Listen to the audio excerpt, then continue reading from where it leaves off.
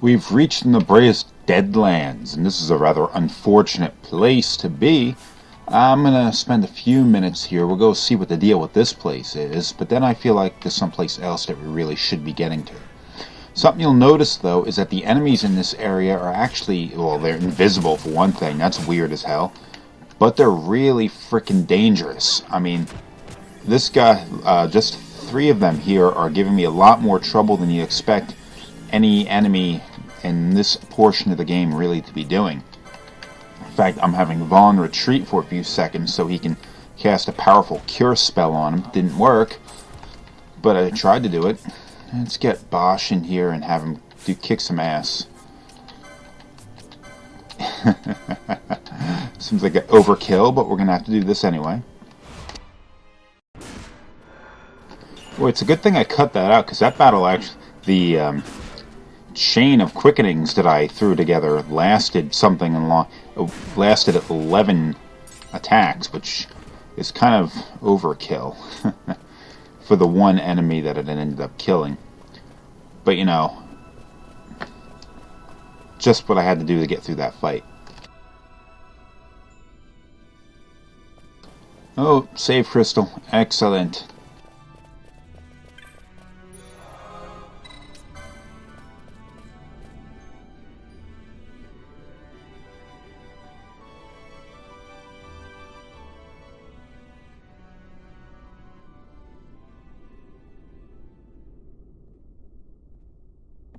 This is all that remains of Nabudis. 2 years ago it was destroyed utterly by a mysterious force.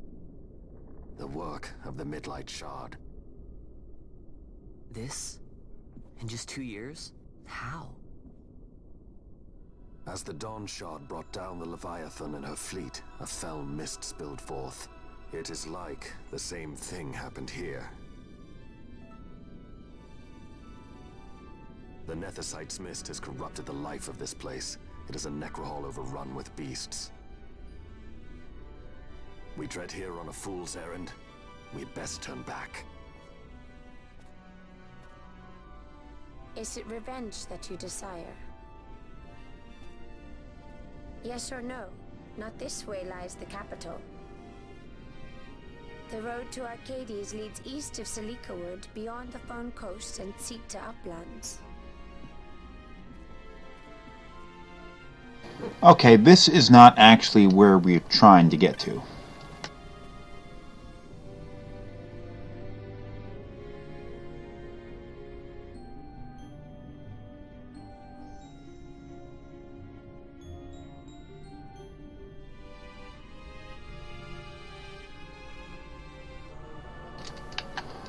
Now, the bridge to access Nabudis is gone. 2 years ago, it was destroyed along with the rest of the city. Look at this place. This did not turn out well for them.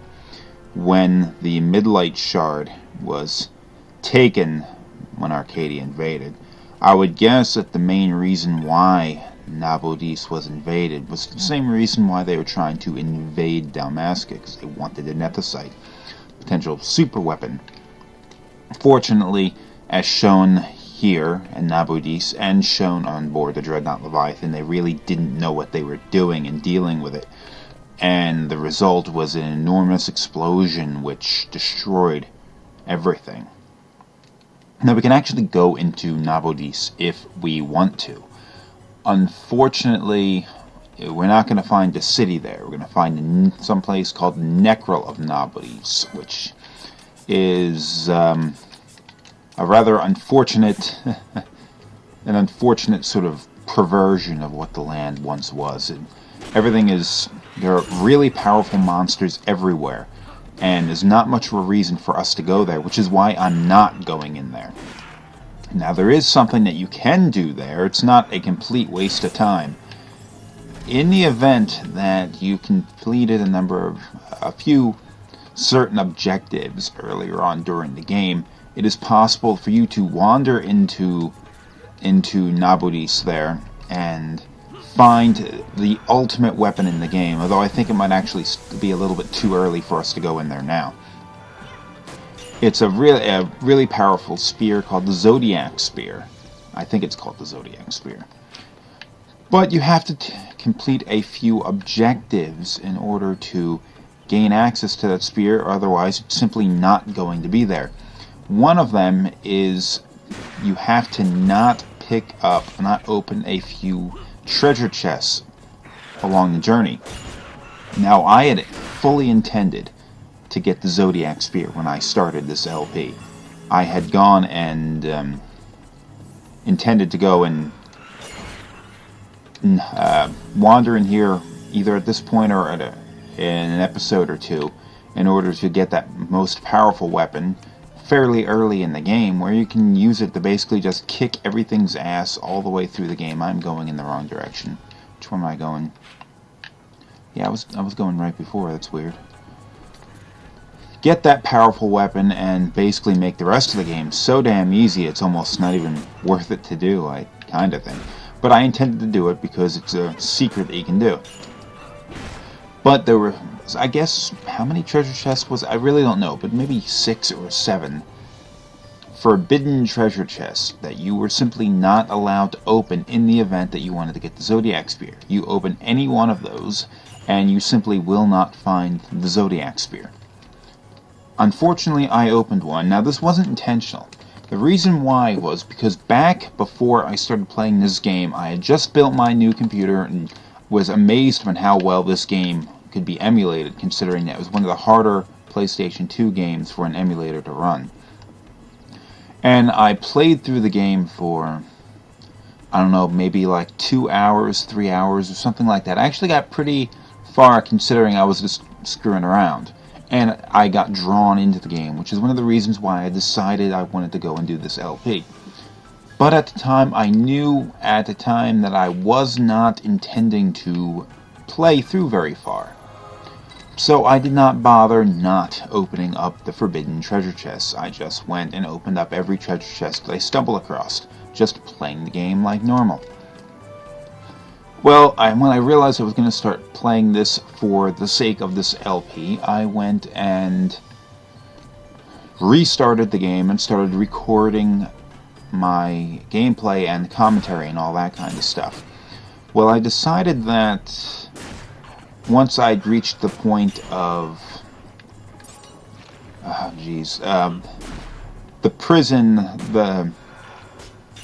the prison sequence when Vaughn and Balthier and Fran were arrested. On the way out, right around the time that we had fought the Queen Mimic, something happened. I forget exactly what it was at this point, but something happened which made my save unusable. Perhaps I had lost an episode or something like that. Oh, you know what it was? I had recorded an episode where you couldn't understand the dialogue. You couldn't understand my commentary. I wasn't loud enough. Actually, the volume of the game was too loud in relation to the volume of my commentary track. And I was recording the commentary as I was playing the game, so I couldn't simply re-record that. It was weird. Re-record the commentary track, I'd have to go and mute the volume of the game as well. And then you'd hear like this weird echo, my original commentary, you'd still hear it a little bit. It was awkward. So I decided, okay, I'll just play over that section again. But it didn't work out that easy because I didn't have a save point readily accessible where I can just go back and replay that part. I just kept writing over my old save over and over again, and I had already gotten past that point. So, you know what I was going to do? I went and, instead of restarting to get back up to that point, I just loaded a save that I had made during my test playthrough. Unfortunately, my test playthrough, I was opening up all of those treasure chests, and I didn't realize it for like another hour or so, but I had opened up one of the forbidden chests and basically locked myself out from being able to access the Zodiac Spear. So, that's the reason why I'm running away from Nabudis right now. There's no point in me going in there. Now, I did actually go, while I was just playing around in this area off camera, I did wander into the Necrol of Nabudis, and the enemies there are in fact quite powerful. But being able to get past them, you don't have to fight every enemy. It's possible for you to sneak past them. It's something kind of a glitch you can use using the Immobilize spell, locking, like, say, I immobilize Fran right there, meaning she doesn't walk, she doesn't run, she doesn't do anything, she doesn't follow us. Then with the other two characters, I run on and on and on and on and on and on and on and on until Fran is way, way back over there. Then I switch to Fran. When I encounter an enemy that I know I can't beat, I switch to Fran, goes back over there, and because of the way that the game loads its enemies and stuff into the screen, it sort of despawns the enemy that I was looking at, blah, blah, blah. That's a way to get through. You can also just sort of hold down the fleeing button and run past enemies, and if you can not take enough hits, you'll get past things. And that's... Wait, hold on, I'm going to talk to the Moogle first.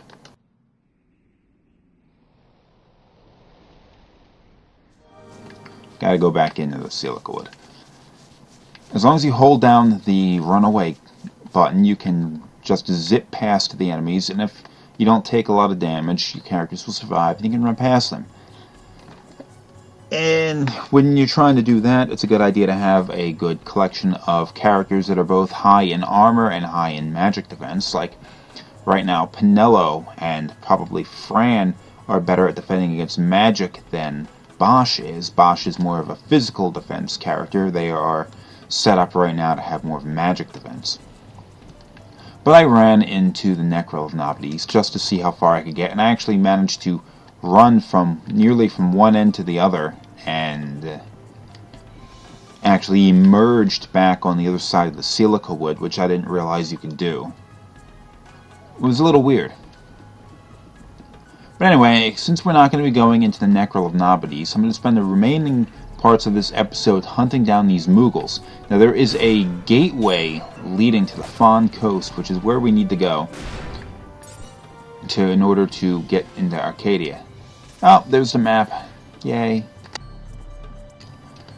But in order to get through there, there is a gateway which is broken. Now, the Moogles, I guess, were hired to repair the gateway for whatever reason. Arcadia doesn't have any interest in maintaining this road. But they're trying to repair the gateway, but a number of them have just sort of wandered off. So now we need to go and seek out... Oh, there's an area yet unexplored. Okay. Okay, the first couple of Moogles are in this area. There are 9 Moogles.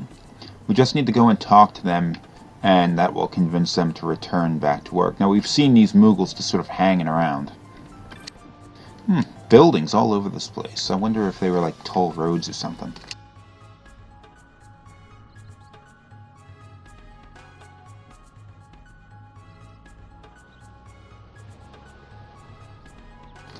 Alright, they're going back to work.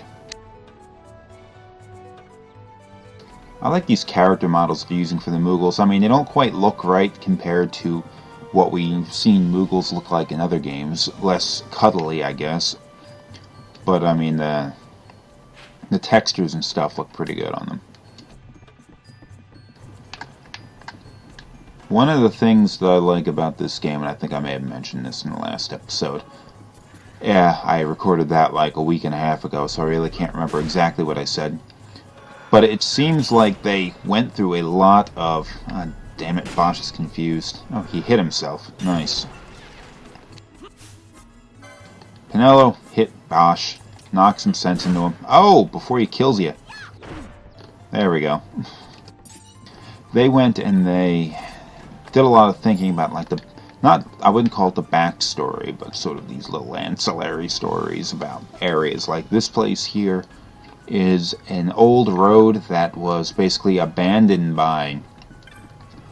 was sort of fell into disuse when the inventions of the airships became common. But there was also, like, after Nabaradia was invaded, it fell into complete disuse. So it's been basically abandoned for nearly 2 years.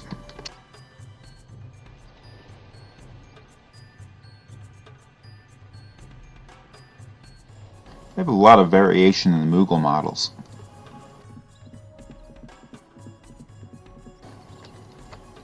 But the reason why I'm bringing this up is because of the way that I mean, that's something you see, especially when it comes to things like storyline set in like science fiction or very speculative fiction genres. They go and tend to do a lot of thinking about little details like these side stories that involve places that really, like, to the overall story, don't really have a whole lot of importance. Yeah, I'll get that treasure chest. Might be something good. Alright, that was nice. But a lot of thought goes into these little side areas, and it's something that a lot of storytellers like to do. They like to think about these things to add more of an idea that the world that you're running around in is this sort of natural existence rather than just sort of a fabricated world. If this were just some weird road that we ran through, it wouldn't feel like there was enough thought put into its existence if it were just some pathway we were running down. Saw this in Final Fantasy X as well, like the high road and stuff that you were running along while trying to get from Luca to one of the temples that you were trying to get to. There was a road that you ran across, and there was this backstory to the road involving travelers going to it, aside from their pilgrimages and all that kind of stuff. But I'm just bringing this up because there isn't a whole hell of a lot to talk about right now. Okay, I think this might be the last group of Moogles that we needed to encounter. And we won't have to travel back on foot, so this episode should only last a couple more minutes. But I'm looking at these buildings here, and it wouldn't surprise me that the people who wrote the story for this had some things on mind that, like, these buildings were actually like shops or toll roads or something like that, and they may have actually thought about this kind of thing while they were writing the story.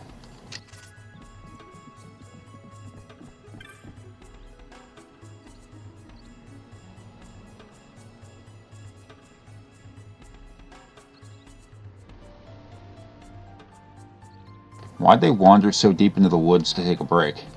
Well, I take it back. These two models look exactly identical. Oh, nope, one of them has a fanny pack over his ass. The other doesn't. You call that a home? There's nothing in there. There's even a door. Do Moogles live in this kind of crap?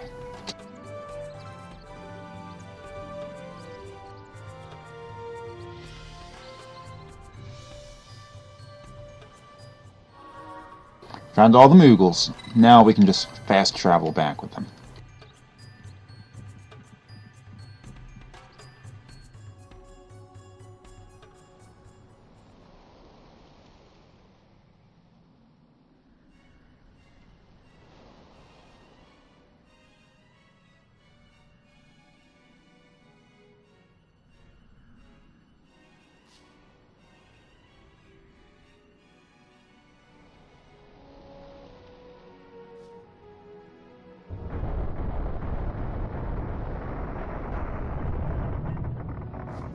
Wow, that seemed kind of excessive, doesn't it? Oh my god, you can talk to all of them?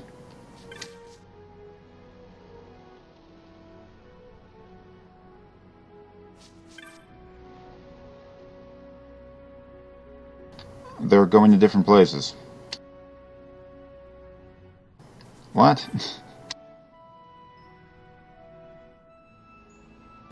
Okay, they all seem to be under the impression that they're going to different places.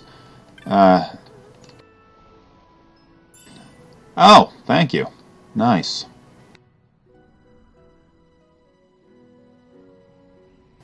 Okay, the Fawn Coast is up ahead, and with no storyline break, I'm just going to have to awkwardly end this episode as I run through this little thing of shiny stuff.